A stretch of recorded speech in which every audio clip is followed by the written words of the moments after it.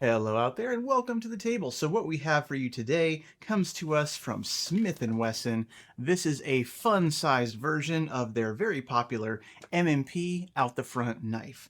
So this is again an OTF knife, spring assisted opening, but that's just a fancy way of saying this is a single action auto.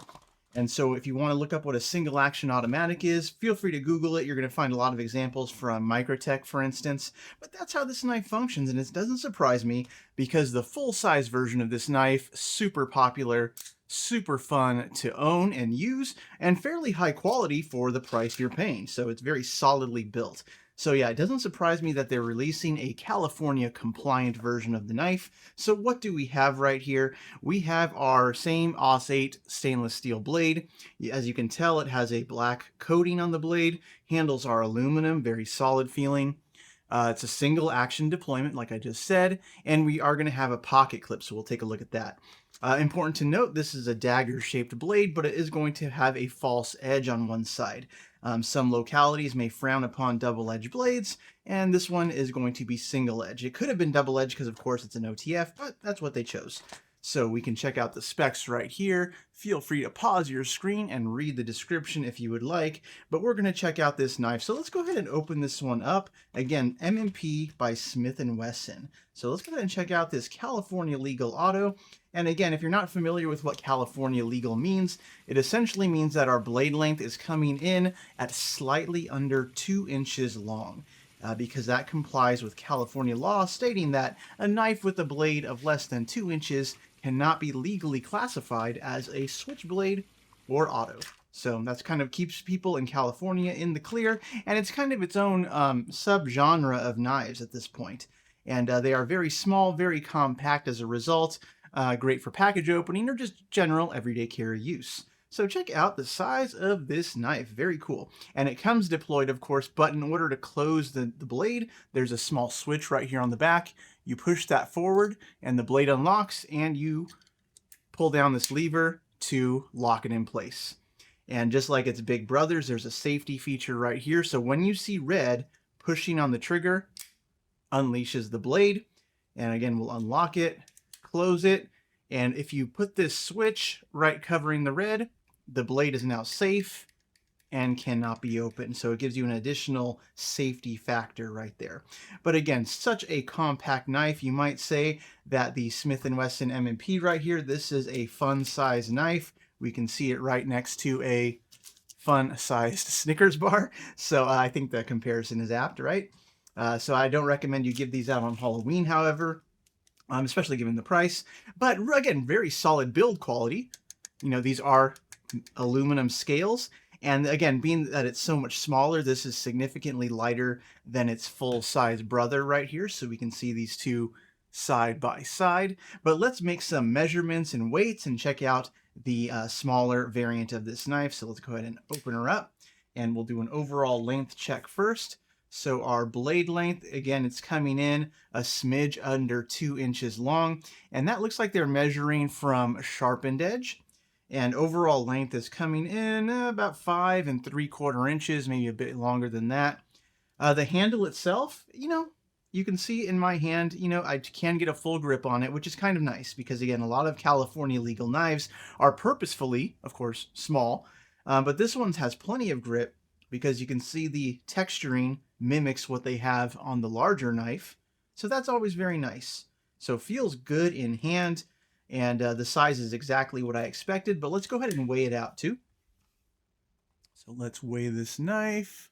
So our small fun-sized knife is going to be coming in 3.4 ounces. That's not bad at all because our big brother right here is weighing in a little bit heavier at 5.9 ounces. So it's significantly lighter because, again, this is a big chonker. This is has some heft in your hand, as you can feel it. And like I mentioned, we have a nice deep carry pocket clip right here. I kind of like the text they put on there.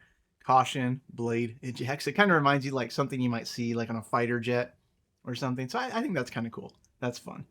But of course, we see the Smith and Wesson logo emblazoned on there and the M&P logo as well. And again, this is one of the few knives made by or marketed by a gun company that's actually pretty good and fairly popular. You know, in fact, when I made a video on my original version of the knife.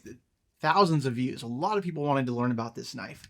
And so in a way, I like to take some credit for this knife. The fact that this little baby version of the knife exists, I take some credit there, because way back when I made the video on its big brother, I suggested, hey, Smith and Wesson, you should make a California legal version of the knife.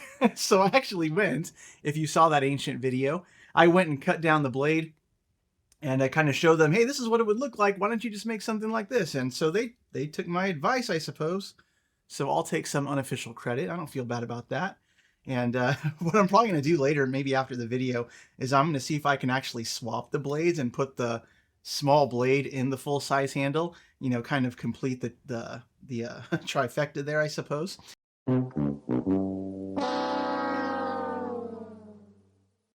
That would be kind of fun.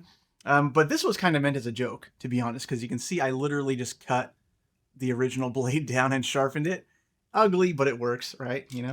But it's kind of fun to see that they actually took it seriously, and they looked at the California market and determined, yeah, we should absolutely make a California compliant version of this knife, because, out of the millions of people in California, we got a good sized market there.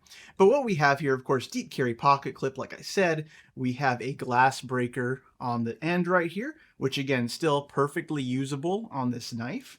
But yeah, it's just a simple, basic, bare bones knife, because when it comes down to it, a lot of guys know Smith and Wesson. That's a very popular brand, a very popular name. They love the action of an OTF because it just looks cool, it sounds cool, but having something combining both of those things together is always a win in my book. So just very well made. The action, perfect, There's always going to be a little bit of wiggle in an OTF, but really not so bad. Not so bad at all. And so taking a look at the blade itself, again, it's this dagger-shaped blade, huge M&P logo on there. And on the reverse right there, we can see the information. Like I said, this is AUS-8 steel. So nothing crazy to write home about, but reasonable for what we're getting. And the date right there, so we can see this one was manufactured in January of 2025. So that's this year. So I'm assuming this is a relatively recent release. I was just lucky and happened to see this one marketed. I haven't seen any crazy advertising for this knife yet, so I literally had no idea that it even existed until very recently. I will put a link down in the description below if you're interested in buying this. I noticed that Midway USA is carrying this knife for the same price as its bigger brothers. But again, a very cool little pocket-friendly pocket knife right here. OTFs are always fun to play with, fun to collect. And it's a single action auto, so it doesn't have that back and forth clickiness to it, but very easy to actuate one-handed. So you can see you can easily operate it fully in one hand, no issue with that. Lock it down for safety, and you're good to go. So kind of a little big for a fifth pocket knife, but still pretty small for a nice little everyday carry. But tell me what you think about this series of knives. Are these something that you carry, or do you already own it? Chances are, if you're watching this video, you may own one of these knives already, and you just kind of want to check out the small variant. So tell me what you think in the comments. Love to hear your thoughts. Hope you all have a knife day out there, and I'll see you later.